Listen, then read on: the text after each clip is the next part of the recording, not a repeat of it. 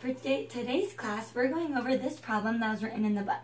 We're trying to find the solution for any number where you keep going with 1 plus 2 plus 3 all the way to however far you want to find what the sum of it would be.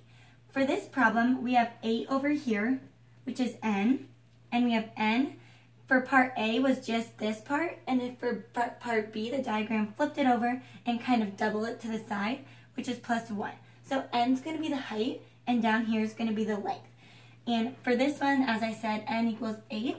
And to solve this, we're going to use Gauss's formula. Gauss's formula is written as n times n plus 1 all over 2. So for the first half, we have n times n plus 1 over 2, which equals t.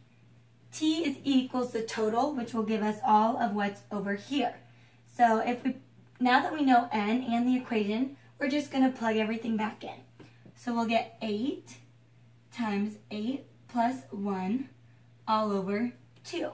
Right away, we can simplify and see that we can cross this out to be 4, which will then be 4 times 9 equals 36. So now we know all of this area is 36, which is the answer to part A.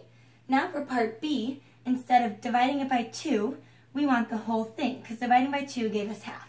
So then it'll just be n times n plus 1, which then equals 8 times 9, which equals 72.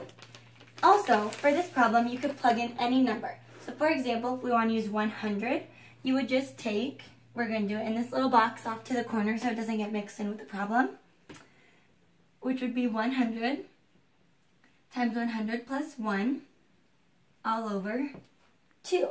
So for this, we'll simplify again to make our life so much easier, and we'll get 50 times 101, which equals 5,050. So if this doesn't make sense, what we did was, for all of it, we did the distribution properties if you wanted to look at it that way. Because if you wanted to look at it like a box, then we're adding in another row. And that's how you use Gauss's formula to solve for whatever the sum you want to be if we're given an equation with n.